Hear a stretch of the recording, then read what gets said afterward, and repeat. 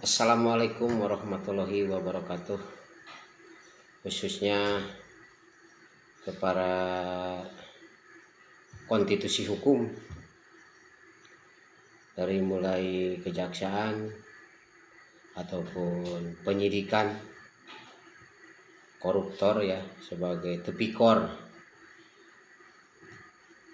ke elit politiknya KPK ataupun Mabes Polri yang sudah menangani kasus-kasus tipikor yang ada di Negara Kesatuan Republik Indonesia, dan telah diungkap juga kasus 2015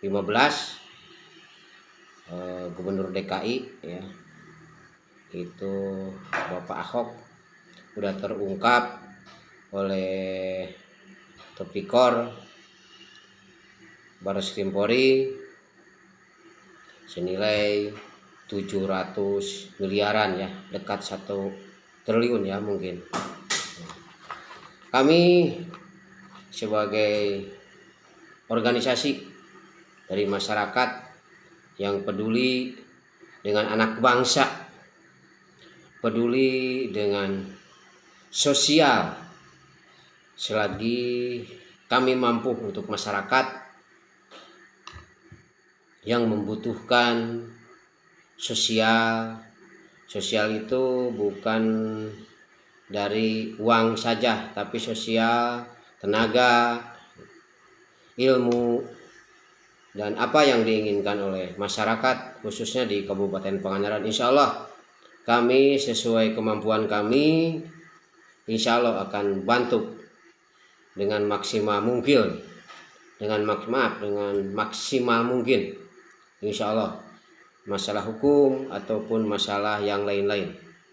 Karena kami mengkritik ini bukan benci ataupun apa, karena pentingnya sosial, pentingnya merubah paradigma, pentingnya merubah moral bangsa ini, khususnya kepada para wakil rakyat, politisi, dan yang lain-lainnya sebagai pejabat di daerah kami sendiri.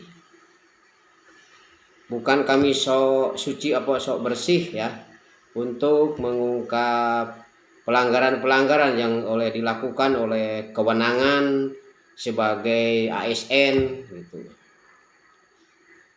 Pelanggaran konstitusi sebagai instansi pemerintah, itu semua berdasarkan dan punya undang-undang tersendiri dan mekanisme tersendiri. Kami mengulas beberapa tentang korupsi, kolusi, dan nepotisme di daerah.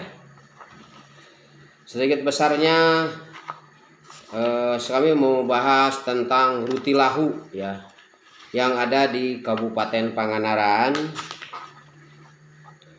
Yang ada di Kabupaten Pangandaran.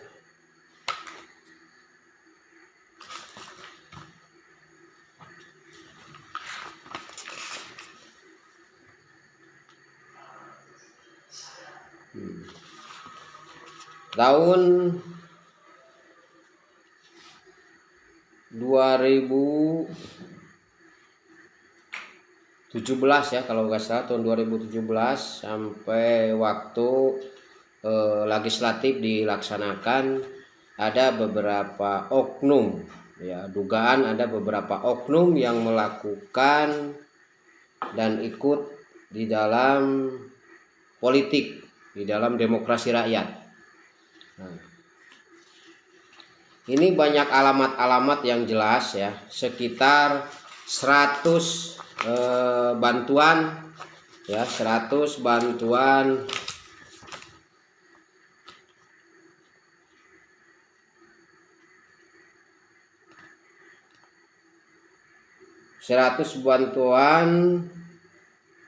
rumah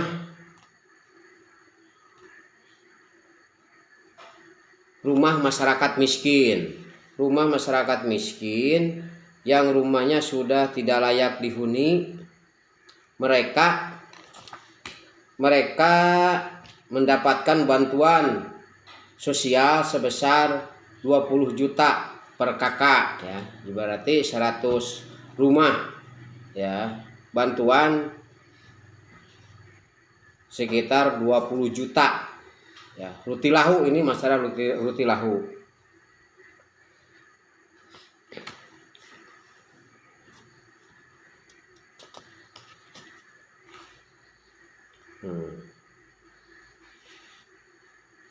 Nah, ini masalah bantuan Rutilahu untuk rumah sekitar 100 orang se-Kabupaten Pangandaran ya. Waktu ada pemilihan atau legislatif yang dilakukan oleh para wakil rakyat. Nah, di dalam Rutilahu ini ada keterlibatan juga ya beberapa pengusaha ataupun wakil rakyat yang mau mencalonkan dari oknum partai ya, gak usah dibilang partainya partai apa, yang penting ini mah untuk evaluasi. Saya semua ini ada bukti-bukti ya yang tidak sesuai mekanisme anggaran ya. Ada yang kurang dari 20 juta, gak tahu bagaimana mekanismenya. Saya kurang terlalu mengutarakan, kalau mendetilkan mengutarakan mungkin takut ada salah paham apa bagaimana. Cuma ini data akurat ya. Per rumah daerah Rutilahu itu 20 juta, saya ulangi, 20 juta per rumah ya. Rumah tidak layak pakai di Kabupaten Pangandaran. Nah, ada lagi tentang sosial, anggaran berarti keterlibatan anggaran sosial, dinas sosial, dinas sosial.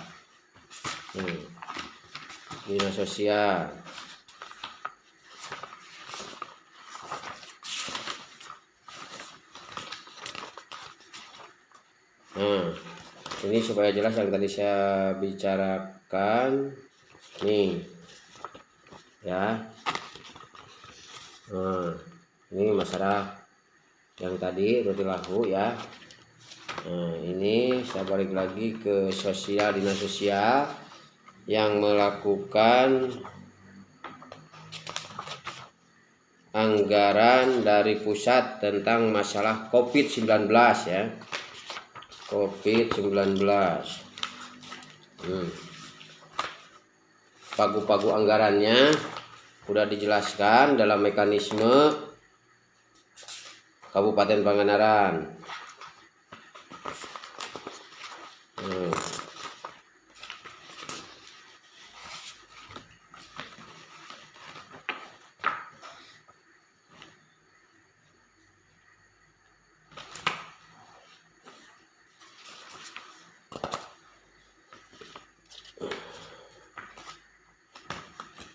Dalam mekanisme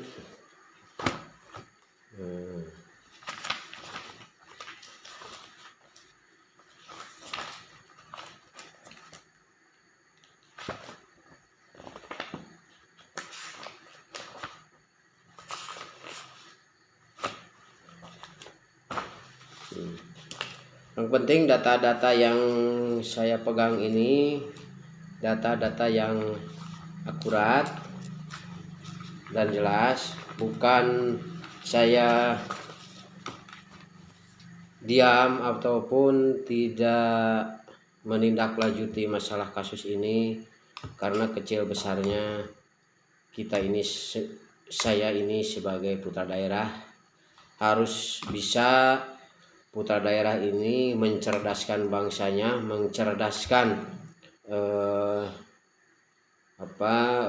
kepemerintahan, karena kami sebagai organisasi wajib dan sebagai penyeimbang pemerintah ya, untuk kepentingan semua, khususnya rakyat di Kabupaten Pangandaran. Jangan seolah-olah kita sebagai organisasi itu banyak oknum kalau misalkan organisasi ini cuma satu dimanfaatkan atau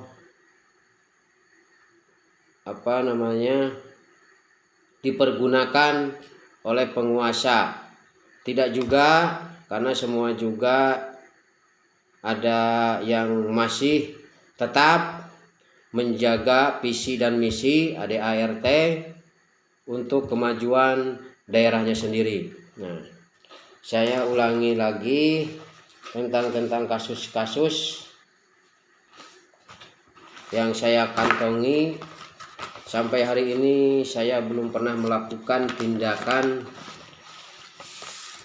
atau memperlanjut hukum. Cuma ada masyarakat kami yang melaporkan ke KPK ya. Nah, ini sekitar tahun 2001, jadi udah satu tahun masyarakat. Kadang kalau masyarakat di sananya tidak ditanggapi karena tetap legalitas yang melaporkan itu harus berbadan hukum dan terdaftar di Menkumham. Jadi ada kolaborasi dan kemungkinan juga situasi kemarin yang namanya KKN, korupsi, itu banyak mekanisme atau banyak sistem yang dilakukan oleh para oknum konstitusi hukum ataupun oknum kepemerintahan yang melakukan tindakan korupsi yang bisa merugikan negara dan menyengsarakan rakyatnya. Itulah yang berbahaya di korupsi ini. Iya, sudah, ya, jelas. Ini data-data yang sangat valid ya. Yang A1 ini data-data, bukan data bohong. Ini udah nih 1 ya, 2, 3, 4, 5, ini yang paling banyak, 6 ya, 7 ya. 7 ini data-data udah diperiksa oleh orang-orang yang senior ataupun cerdas ya. Ini bisa membahayakan anak bangsa ya, yang melakukan korupsi, tapi anak bangsa yang melakukan korupsi ya. Jadi sebelum mungkin masyarakat Pangandaran pernah dengar ya, ini dugaan waktu terjadi kebakaran PUPR Pangandaran ya. Sedikit mungkin saya punya punya berita ataupun dugaan kecelakaan, nggak tahu apa, tapi sedikit besarnya saya mengantongi data-data yang bisa kami evaluasi ataupun untuk melakukan tindakan ke ranah hukum. Kami juga sebagai ketua organisasi, sebagai penyeimbang pemerintah, selalu mengharapkan pemerintah Kabupaten Pangandaran ini lebih baik dan lebih mementingkan rakyatnya.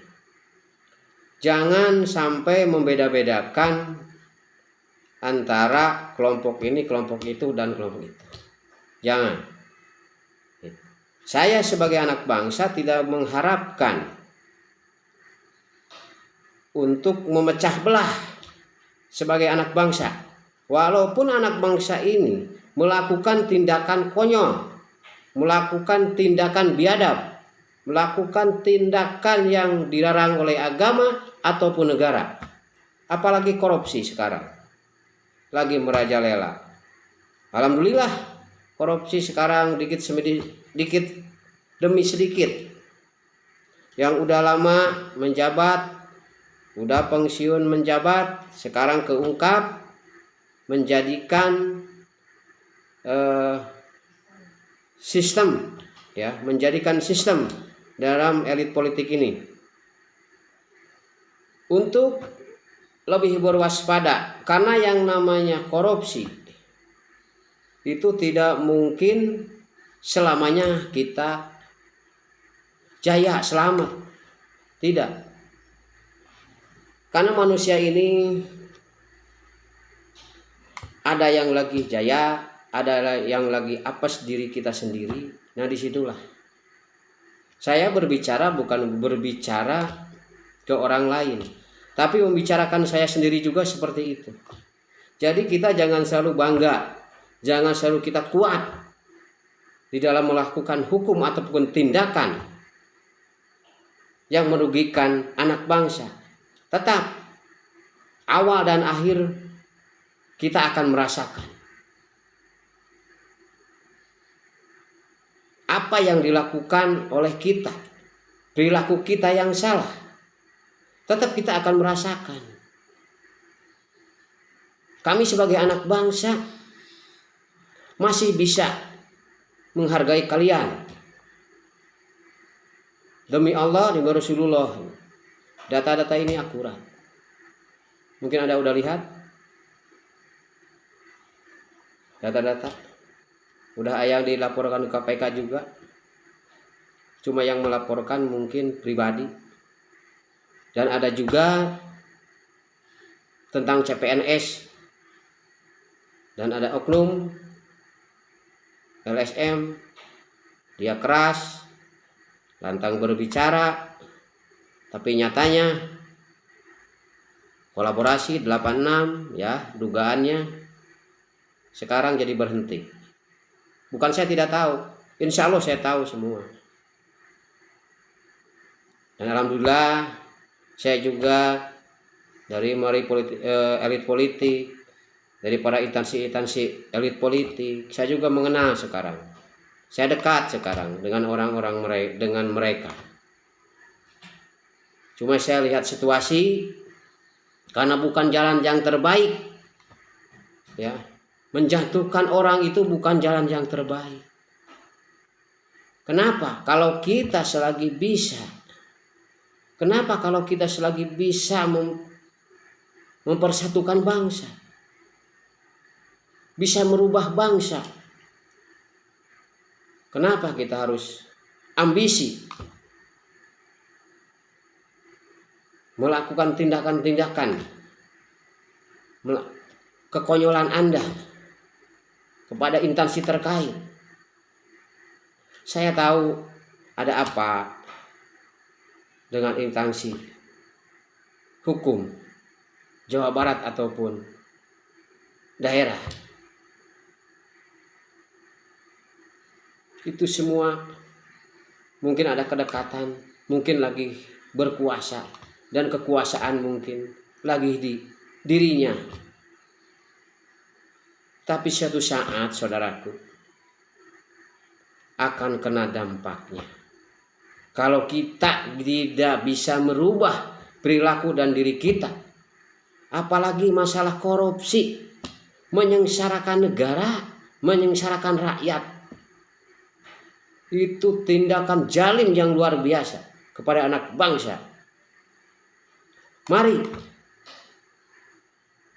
kita rubah pikiran kita, nurani kita, perlihatkan kita sebagai pemimpin harus bisa membina rakyatnya, harus jadi contoh yang baik sebagai rakyat, sebagai pemimpin ke rakyatnya.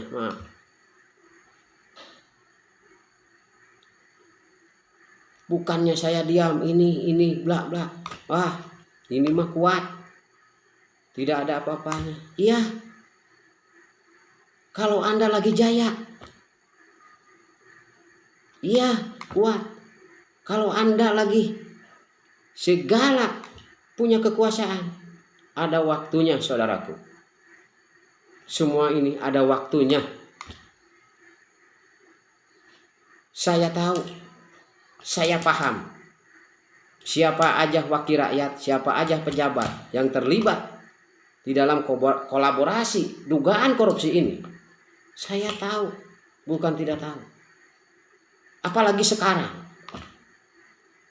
saya dekat dengan elit-elit politik dari pusat, dengan siapa saja. Insya Allah. Tapi saya tidak akan melakukan tindakan kalau Anda itu bisa menghargai dan bisa menghormati sesama anak bangsa, khususnya di daerah kita di Kabupaten Pangandaran. Jangan kita melakukan picik-licik, jolim. Semua orang bisa. Hidup di dunia ini cuma sementara. Apa yang kita banggakan, apa yang kita bawa, jabatan tidak mungkin kita bawa. Tapi cuma amal dan perbuatan kita yang harus kita rubah dan kita bawa suatu saat nanti kalau kita sudah mati. Begitulah ya, saudaraku. Cobalah tindakan hati yang mulia untuk kebutuhan masyarakat. Saya klarifikasi, saya evaluasi, ini cuma kata-kata sedikit untuk para wakil rakyat, untuk para pejabat di daerah. Janganlah melakukan tindakan-tindakan seperti ini. Ini asli. Ini dulu. Nah, bukan saya. Kalau saya lain lagi yang melaporkan.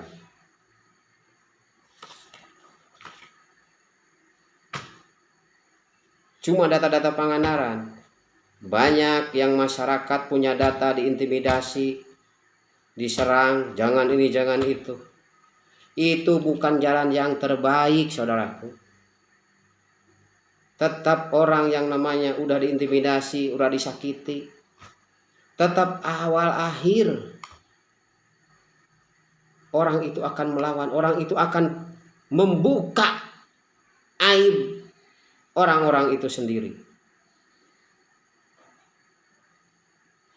Begitulah saudaraku. Assalamualaikum warahmatullahi wabarakatuh.